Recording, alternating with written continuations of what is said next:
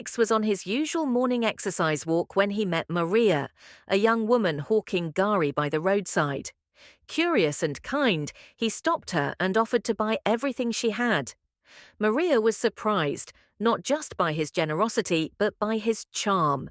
His soft-spoken voice, warm smile, and striking eyes made her heart skip. Since Alex didn't have a bag to carry the Gari, he asked Maria to follow him to his house.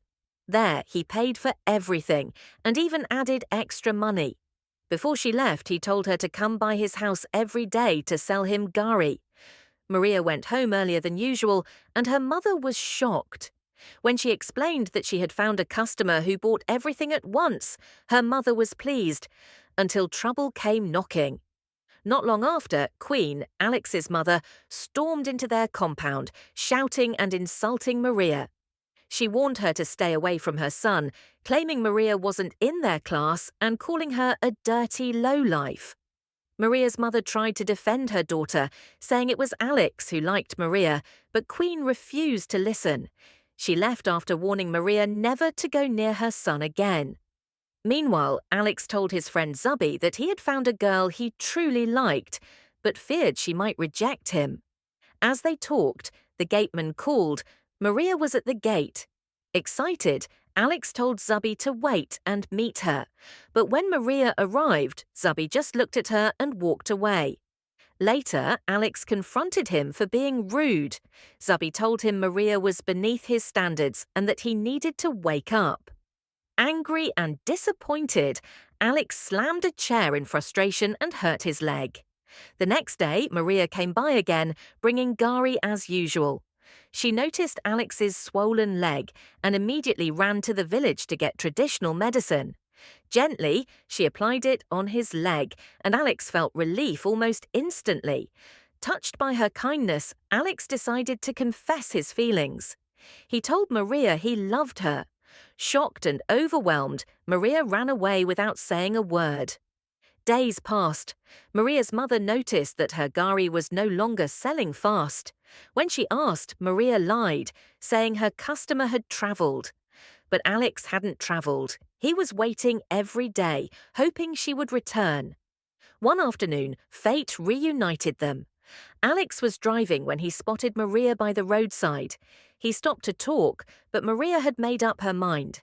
She told him she didn't want anything to do with him, that he was rich and would only play with her heart. But Alex insisted his love was real. He said he had loved her since the first day they met and begged her to give him a chance. To prove he was serious, he said he wanted to meet her mother. When Maria told her mother about Alex's proposal, her mother promised to think about it. A few days later, Alex visited their home. He spoke sincerely, telling Maria's mother how much he loved her daughter and wanted a chance to make her happy. But her mother refused. She said their relationship would never work because of class differences. The rich and the poor could never mix without pain. Alex was heartbroken. When Maria returned home and found him gone, her mother told her to forget about him. Determined, Alex went to Zubby for advice. Zubby told him to go back with money, claiming money could fix anything.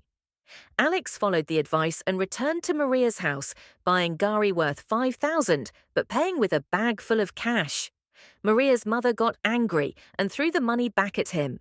She said he could never buy her conscience. If he didn't leave, she would call the village vigilantes. Alex returned home humiliated.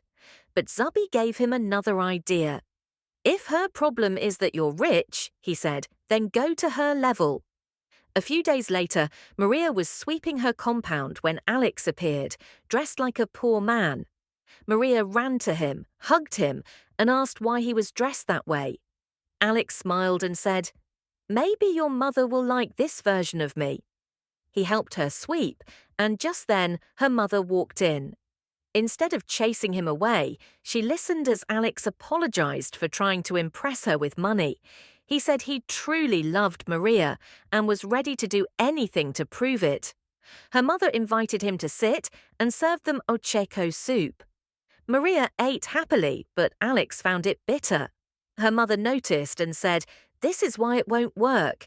You can't even eat what we eat, Maria later begged her mother to bless their love, saying she couldn't live without Alex.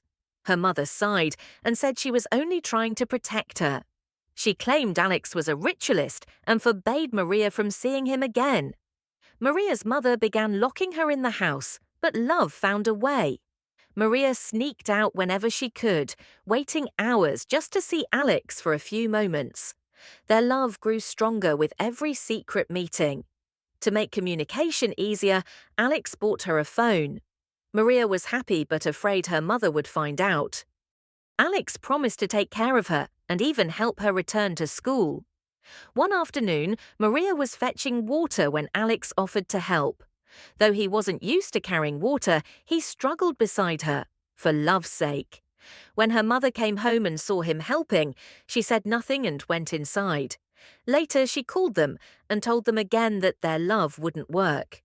She admitted Alex truly loved Maria, but said she'd seen too many rich men hurt poor women. Alex then revealed his past. He wasn't born rich.